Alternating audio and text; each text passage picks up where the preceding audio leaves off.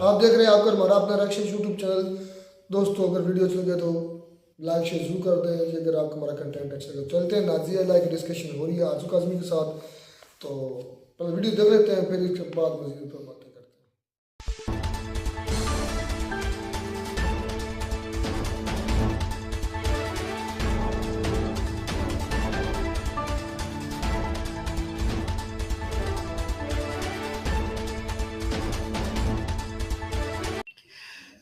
अस्सलाम वालेकुम, नमस्कार, सत श्री अकाल एंड गुड इवनिंग। मैं हूं आरज़ू काज़मी और आप देख रहे हैं पॉइंट ऑफ व्यू।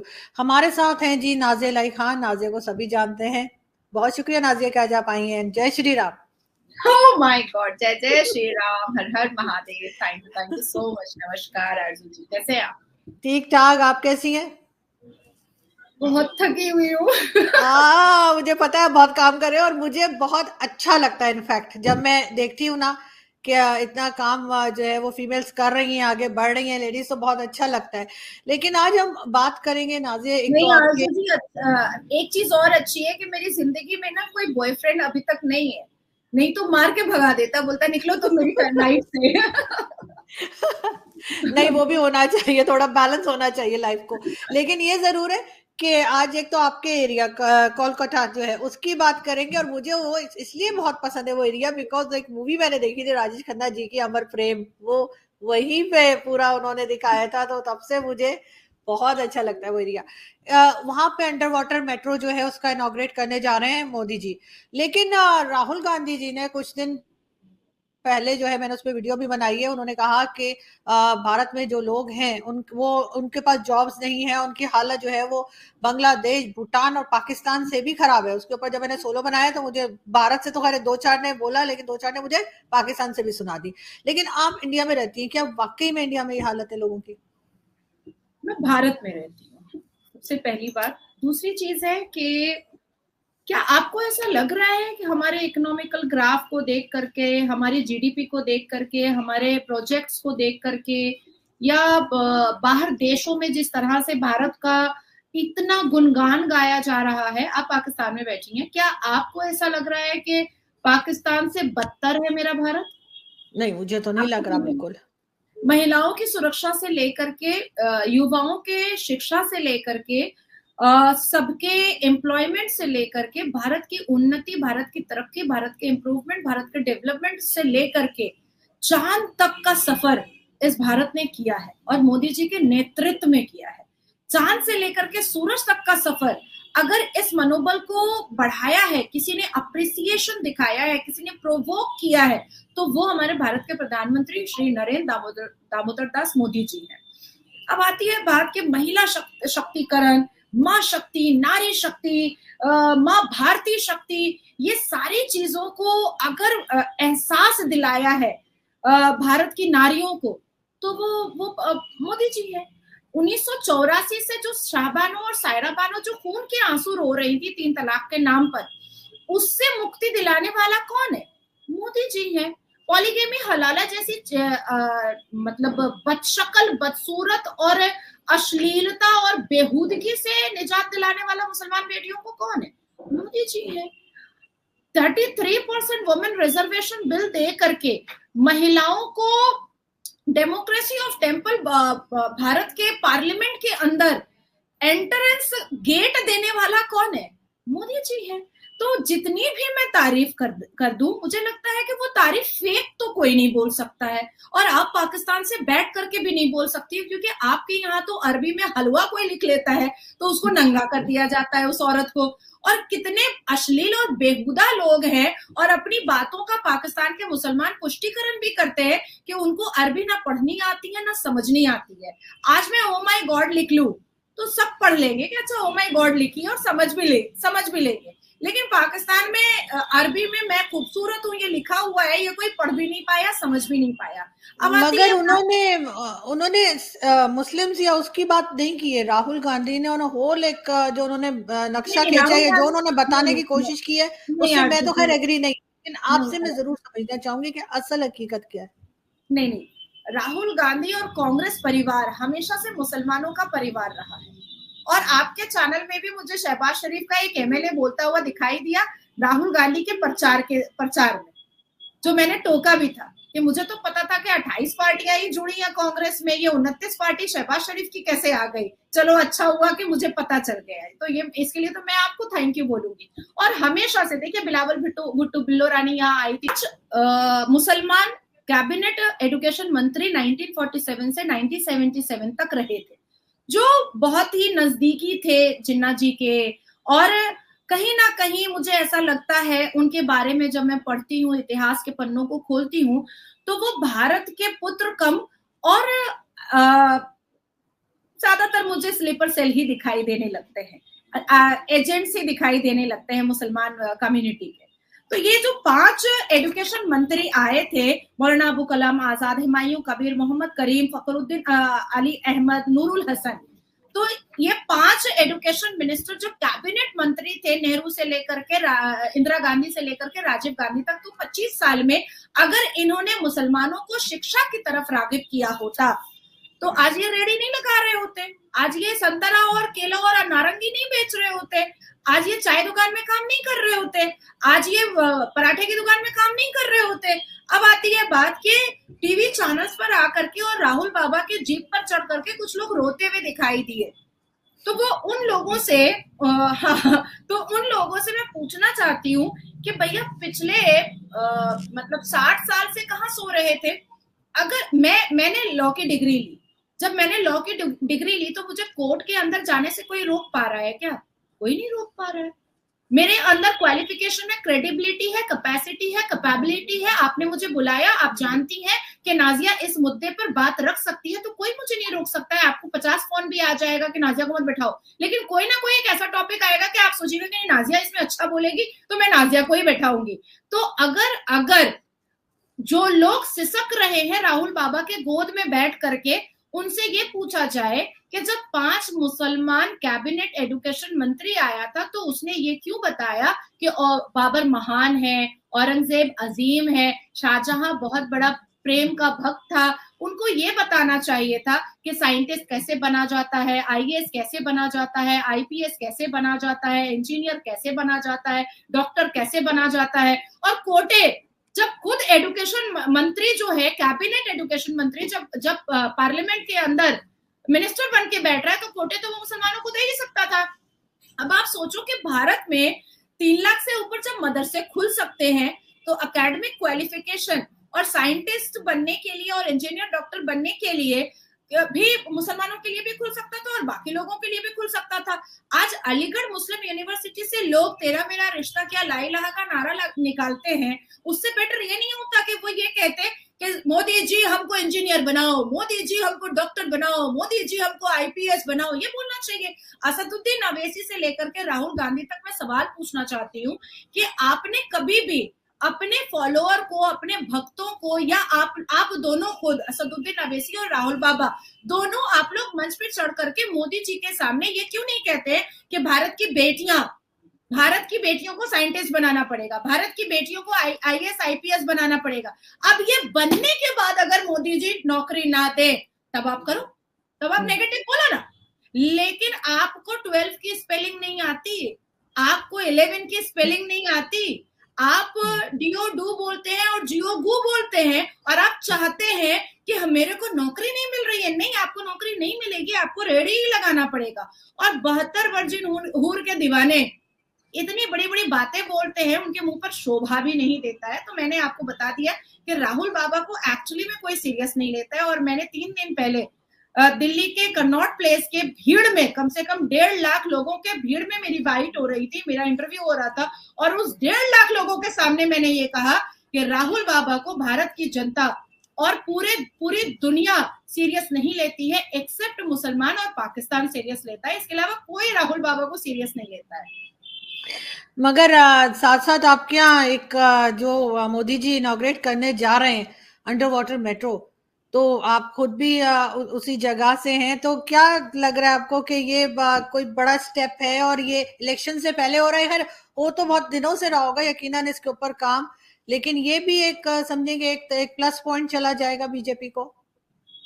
नहीं, देखिए, कर्तव्यों का और कर्तव्यों के पालन को कभी भी हमने कभी सीखा नहीं मोदी जी से कि उसको वोटर्स के तरीके से देखा जाए या इलेक्शन में पॉजिटिविटी के तरीके से देखा जाए, मोदी जी के अंदर मैंने एक ऑरा देखा है कि वो सोचते हैं कि अगर मुझे ये चेयर मिला है तो इससे जनता को और भारत को लाभ होना चाहिए, तो वो उसी हिसाब से काम कर रहे हैं। अब उनको तो ये सपना नहीं आया था कि 2014 में जिस अंडर वाटर मेट्रो स्टेशन की शुरुआत हुई है वो लोकसभा इलेक्शन से पहले कंप्लीट हो जाएगा, ये उनको सपना नहीं आया था। और उनको इंजीनियर को उन्होंने बोला नहीं था जल्दी बना, मुझे लोकसभा में वोट ज्यादा चाहिए, तो ऐसा तो कुछ होता नहीं है। ये एक जो इंजीनियर्स होते हैं, जो वहां पर काम कर रहे होते हैं, ये उनका परिश्रम होता है, और वो साइमल्टेनियसली अगर वो कंप्लीट हो गया है तो उसको उन्होंने इनॉग्रेट कर दिया। बहुत अच्छी बात है। मैं अभी होकर के भी आई, मैं सुबह मैंने अभी आपको बताया भी लाइव स्टार्ट होने से पहले कि आज मेरे सर पर कोट भी था, और मोदी जी की स्पीच में कभी छोड़ नहीं पाती हूँ, तो मुझे जाना भी था देखने के उनको सुनने के लिए, और न्यूज चैनल्स भी थे, तो थोड़ा सा एक हेक्टिक शेड्यूल था। और जिस हिसाब से जहां पर वो हावड़ा में वो इनॉग्रेट कर रहे थे, मैं वहां पर मौजूद थी, और इतनी खुशी हो रही थी आरजू जी, इतनी खुशी हो रही थी कि पश्चिम बंगाल जो बहुत ही पिछड़ा हुआ हो चुका है, जो लेफ्ट फ्रंट ने इसको पूरा निचोड़ दिया, फिर ममता सरकार ने तो पूरा मतलब मिनी पाकिस्तानी बनाने की पूरी कोशिश कर चुकी है।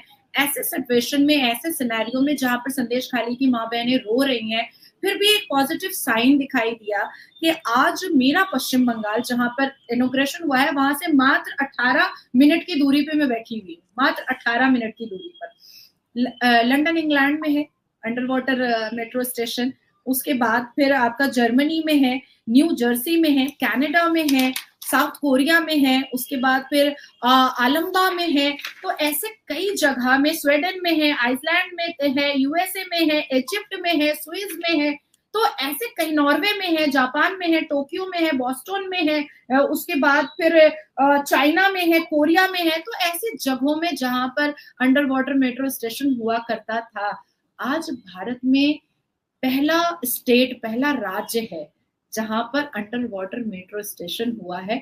और जिस हिसाब से बच्चों के साथ, स्कूल के बच्चों से के साथ इंटरेक्ट करते हुए मोदी जी दिखाई दिए हैं, और मोदी मोदी का जो नारा लगा है, और लोग जो है पश्चिम बंगाल के, वो कहीं ना कहीं सारी चीजों को भूल करके, सारे दुख दर्द को भूल करके इस अचीवमेंट को, इस खूबसूरत लम्हे को कैप्चर किया है उन्होंने, और अपने आप को ये सोचा है कि भाई अब की बार तो 400 पार ही होगा, और 411 तो पक्का है, क्योंकि जो चीजें भारत के प्रधानमंत्री मोदी जी हर एक राज्यों को दे रहे हैं, वो इससे पहले कभी भी किसी प्रधानमंत्री ने इतना ऊंचा भारत के लिए सोचा ही नहीं था। बहुत खुशी हुई कि आज एक तरफ जहां पर बहुत सारे प्रोजेक्ट को उन्होंने इनॉग्रेट किया, बहुत सारे प्रोजेक्ट का उन्होंने अनाउंसमेंट भी किया, बहुत सारे मील्स है, बहुत सारी इंडस्ट्रीज है, उसका भी उन्होंने अनाउंसमेंट किया, कई प्रोजेक्ट्स पर फंडिंग के लिए भी उन्होंने बात की, हरी झंडी भी दिखा दी, और साथ ही साथ अपनी स्पीच के बाद उन्होंने संदेश खाली की महिलाओं से वार्तालाप भी किया। जिस हिसाब से मोदी जी के हाथ कांप रहे थे उन महिलाओं की बात सुन करके, उनके आंखों में जो दर्द और उनके आंखों में जो आंसू दिखाई दे रहा था, तो मुझे कहीं ना कहीं, क्योंकि मैंने बहुत पास से देखा, तो मुझे कहीं ना कहीं एहसास हुआ कि दूर से एक आवाज आई थी एक कश्मीरी औरत की कि भाई कश्मीर की बेटियां मलाला यूसुफजई नहीं है। तो मुझे ऐसा लगा कि चलो अब पश्चिम बंगाल की बेटियां भी निर्भया नहीं होंगी, क्योंकि मोदी जी का आशीर्वाद जब कश्मीर की औरतों पर और महिलाओं पर और बेटियों के सर पर आया, तो कश्मीर की बेटियां जब इतनी इम्प्रूव और डेवलपमेंट हो सकती हैं, तो अब हमारे पश्चिम बंगाल की बेटियां भी पंख लगा करके आकाश में उड़ सकती हैं। तो दोनों चीजों को जिस तरह से भारत के प्रधानमंत्री ने बैलेंस कर करके चीजों को उन्होंने दर्शाया, और उन महिलाओं को आश्वासन दिया कि मैं तुम्हारे साथ हूं, और जिस तरह से भारत का पहला अंडर वाटर रेलवे स्टेशन जो उन्होंने इनॉग्रेट किया, वो हमारे लिए, दोनों चीजें हमारे लिए बहुत इमोशनल थी आज के दिन। बिल्कुल ऐसा ही आपने बात की मलाला की, और यकीनन वो बात आप कर रही हैं, याना मीर ने बात की थी लंदन में जाके, और बहुत जबरदस्त तरीके से उनकी भी बात पूरी दुनिया ने सुनी। लेकिन एक चीज और मैं लास्ट में पूछना चाहूंगी नाज़िया आपसे कि अब मुकेश अंबानी के बेटे की शादी जो है वो हो रही है इंडिया में ही। और पहले ये होता था कि हम देखते थे जितने बड़े बड़े लोग थे वो कहीं ना कहीं बाहर जाके शादी करते थे। ये भी बात की जा रही है कि मोदी गवर्नमेंट ने ये भी कहा है कि जी आप इंडिया में ही या भारत में ही शादी करें ताकि सारी जो भी खर्चा हो वो भारत के अंदर ही हो। क्या इसी वजह से वो शादी ऐसे कर रहे हैं या आपको लगता है कि नहीं कोई और रीजन भी हो सकता है? बहुत बड़े बड़े लोग आए वैसे उनकी शादी में। मोदी जी ऐसा क्यों कहेंगे कि खर्च यहाँ का यहाँ रहे, ऐसा तो वो कह नहीं सकते। हर इंसान का अपना व्यक्तिगत डिसीजन होता है कि वो क्या करेंगे क्या नहीं करेंगे। अब मैं पश्चिम बंगाल की वोटर हूँ, तो अब क्या पश्चिम बंगाल में मुझे बोला जाएगा कि तुम सुप्रीम कोर्ट नहीं जाओगे, सिर्फ हाई कोर्ट ही प्रैक्टिस करोगे? ऐसा तो नहीं है। लेकिन हाँ, एक संदेश, एक इंफॉर्मेशन, एक अपनी बात को मोदी जी ने रखा था कि जब मेक इन इंडिया हो सकता है तो वेड इन इंडिया भी हो सकता है। जिस तरह से उन्होंने मॉलडीव्स वाले सिचुएशन पर उन्होंने कहा था लक्षद्वीप को लेकर के, तो उसी तरीके से वेड इन इंडिया भी हो सकता है। और मेरा भारत इतना खूबसूरत है, इतना खूबसूरत है। आप कश्मीर चले जाओ, आप अंडमान चले जाओ, आप दिल्ली में चले जाओ, आप उत्तर प्रदेश चले जाइए, आप बंगाल चले आइए, आप बॉम्बे चले जाइए। बॉम्बे तो जाने के बाद लगता ही नहीं है कि हम इंडिया में, हम भारत में। जिस तरह से बॉम्बे दिखता है अब, या आप साउथ गोवा चले जाओ, तो इतनी खूबसूरत जगह है। अब अगर अंबानी जी ने अपने बेटे की शादी के लिए इंडिया को ही चूज किया, भारत को ही चूज किया, तो मैं उनकी तारीफ करूंगी कि उन्होंने भारत को चूज किया है और उन्होंने अपने भारत के प्रधानमंत्री की बात का लिहाज रखा है और उसको सर पलकों पे रख करके अंबानी जैसे लोग जो अभी के जमाने में मतलब राजा महाराजा हैं, तो वो अगर अपने बेटे की शादी, अपनी औलाद की शादी अगर भारत में करना पसंद करते हैं, तो कहीं ना कहीं एक इन्फॉर्मेशन जो है ना, ये नंगे नुच्चे बॉलीवुड के लोगों को भी पहुंच रहा है, जो बिकिनी पहन करके इधर उधर नाचती फिरती रहती हैं। या आपके पाकिस्तान की जो क्या नाम है उसका, गोरी सी एक लड़की है, वो अपना बर्थडे मनाने के लिए बोट पर चले जाती है और अजीब से कपड़े पहन लेती है। तो मुझे ऐसा लगता है कि ये बहुत खूबसूरत एक इन्फॉर्मेशन है कि जब अंबानी जी की फैमिली भारत को चूज कर सकती है, तो बॉलीवुड में रहने वाले जितने भी नंगे नुच्चे जो एक्टर एक्ट्रेस हैं, उनको भी भारत को चूज करना चाहिए। दूसरी चीज मैं कहना चाहूंगी कि जिस तरह से जो दूल्हा है, अंबानी जी का जो बेटा है, उसने जिस हिसाब से अपनी संस्कृति, अपनी सभ्यता, अपने संस्कार और अपने सनातन धर्म के बारे में बात की है, मैं हैट्स ऑफ करती हूँ, हैट्स ऑफ। बहुत मुझे अच्छा लगा। और जो लोग कल तक ये कहा करते थे कि वो भारत में, जो एक्टर जैसे आमिर खान, ये लोग कहा करते थे कि वो भारत में सिक्योर नहीं है, उनको सामने बैठा करके जय श्री राम का नारा लगा दिया और शाहरुख खान भी उछलते कूदते आकर के जय श्री राम उसको बोलना पड़ा। तो ये मुझे बहुत अच्छा लगा, क्योंकि भारत में रहने के बाद तुम भगवान राम को नहीं मानोगे तो क्या नारे तकबीर बोलोगे? तो जिसको नारे तकबीर बोलना है वो पाकिस्तान जा सकता है, कोई दिक्कत नहीं है। तो मुझे सबको भेज दो पाकिस्तान, हर चीज में पाकिस्तान भेजना शुरू कर देती हैं आप। नहीं, शाहरुख खान और सबको मैंने जय श्री राम बोलते पहले भी देखा है और कोई गलत मतलब नहीं है। पाकिस्तान से भी लोग जय श्री राम बोल सकते हैं। ऐसी जगह है जहाँ पर क्रिश्चियन नहीं रह सकते, जहाँ पर हिंदू नहीं रह सकते, जहाँ पर बौद्ध नहीं रह सकते, जहाँ पर ईसाई नहीं रह सकते, जहाँ पर जैन नहीं रह सकते, इवन शिया नहीं रह सकते, अहमदी नहीं रह सकते, बरेलवी नहीं रह सकते।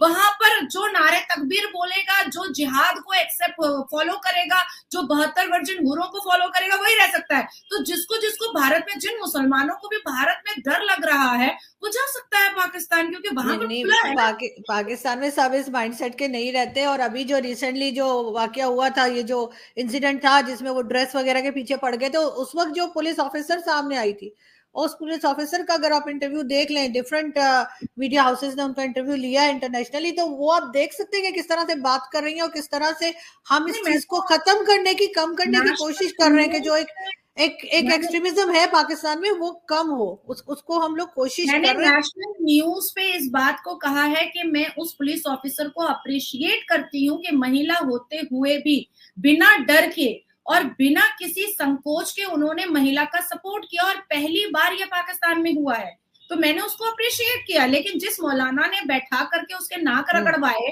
उसको भी तो पैजामा खोल के मारना चाहिए था ना नहीं, कि भैया तुम वो कहाँ तो हो। है बिल्कुल, लेकिन जाहिर है कि वो आहिस्ता आहिस्ता करके ही चीजें चेंज होंगी, इस किस्म के लोग सामने आएंगे।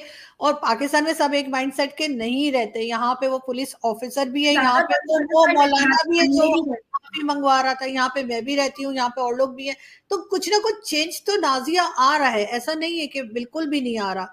और अच्छी बात है, मैं तो उस पुलिस ऑफिसर को देख के भी काफी मुझे होप हुई कि शायद लोगों का माइंडसेट चेंज होगा, बिल्कुल, यहाँ पे होना चाहिए। She was very brave, she is हाँ, एक्चुअली वेरी ब्रेव।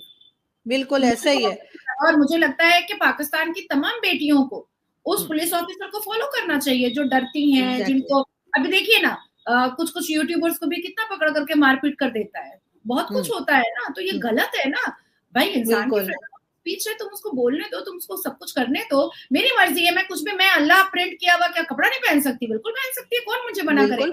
और करेगा? जहां से लिया वो भी तो सऊदी अरब से ही खरीदा ना, वहां पे हाँ, क्या देंगे इस्लाम। मजे की बात तो ये है कि जहां से वो लेकर आई थी बेचारी। नहीं लेकिन एक्चुअली में आरजू जी होता क्या है ना कि भारत और पाकिस्तान के मुसलमान जो है ना, ये पैगाम रसूल वाले मुसलमान नहीं है, ये पैगाम मुगल वाले मुसलमान है, इसीलिए चिटिंगबाज दिखाई देते हैं। ऐसा ही है, और जहालत है इनकी कि खत्म होने में नहीं आ रही, लेकिन खैर हम लोग फिर भी बात करते रहेंगे। Thank you so much Nazia कि आज आपने ज्वाइन किया। Thank you. Thanks a lot, thank you so thank you. Much. Thank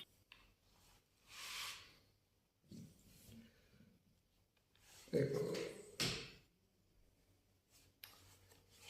तो जी दोस्तों, वीडियो हो गई ख़त्म। बेसिकली ये जो मेन मुद्दा था ना इनका, वो थी पीएम मोदी साहब की डेवलपमेंट और पॉलिसीज। और जिस तरह रिसेंटली पीएम मोदी साहब ने अंडर वाटर ट्रेन, बहुत बड़ी यकीन कर ये अचीवमेंट है। मेरे तो ये इंडिया की पहली ट्रेन है अंडर वाटर, मेट्रो ट्रेन।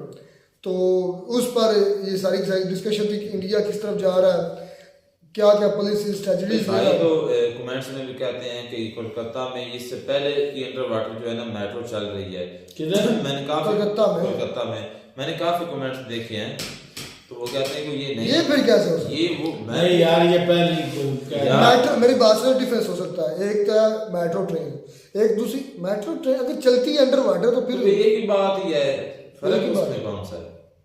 नहीं, वो मेट्रो है किसी ये। को आई थिंक मुझे लगता है गलती लगी होगी। अच्छा, ऐसा भी हो सकता है।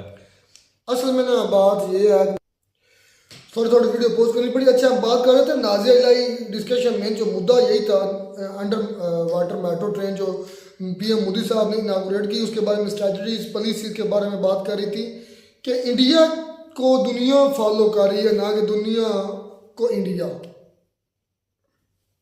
मतलब ये तो बड़ी बात सच है कि वाकई जो है ना, ये बहुत बड़ा अच्छा, शाकार है उनका भाई। पहली दफा उन्होंने अंडर वाटर मेट्रो ट्रेन बना डाली है। अगर ये कामयाब हो गई है ना, कामयाब तो हो गई।